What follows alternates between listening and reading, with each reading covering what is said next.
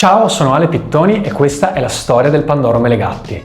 Tutto inizia nel 1894 a Verona. Domenico Melegatti fa il pasticcere da oltre 25 anni quando decide di rivoluzionare un dolce tradizionale, il Nadalin. Cambia la ricetta, sperimenta la lievitazione e crea uno stampo a stella che sta in piedi da solo. Dal forno della pasticceria di famiglia in corso Porta Borsari esce il Pandoro. 1914. Domenico muore senza eredi diretti. L'azienda passa alla nipote Irma Barbieri e al marito Virgilio Turco, che negli anni 20 trasformano la sede storica nella Casa del Pandoro. 1951. Nasce il primo stabilimento moderno in via Raggio di Sole, forni automatici e produzione su larga scala. A metà degli anni 50 iniziano le prime mosse disruptive a livello pubblicitario. 2 furgoncini Alfa Romeo blu, marchiati Melegatti, iniziano la tentata vendita in tutto il nord Italia. Il brand, letteralmente, si mette in viaggio. Tra la fine degli anni 50 e gli anni 60 nasce la confezione blu con le strisce d'oro e soprattutto il Pandoro entra nei supermercati. Da dolce di pasticceria diventa un prodotto nazionale popolare.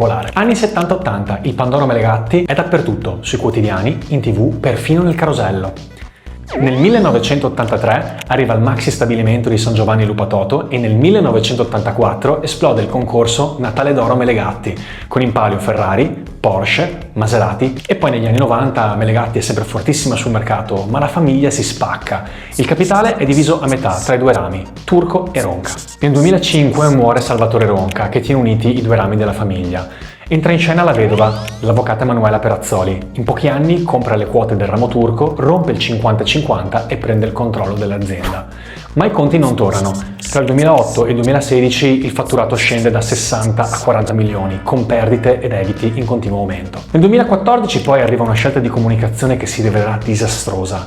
Valerio Scanu viene scelto come nuovo testimonial della Melegatti nel tentativo di svecchiare il marchio, ma i vecchi clienti non si riconoscono più nell'azienda. Il biennio 2017-2018 affossa definitivamente la Melegatti e il 29 maggio 2018 il Tribunale di Verona dichiara il fallimento. E invece, mentre i macchinari sono spenti, succede qualcosa di straordinario.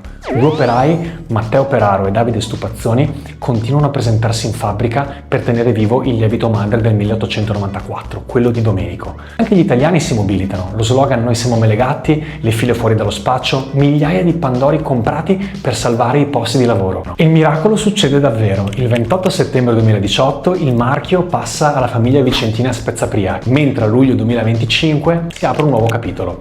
L'azienda viene acquisita dalla multinazionale Valeo Foods. La Melegatti, nata a Verona in corso Porta Borsari, entra in una galassia internazionale e diventa a tutti gli effetti una Veneto icon.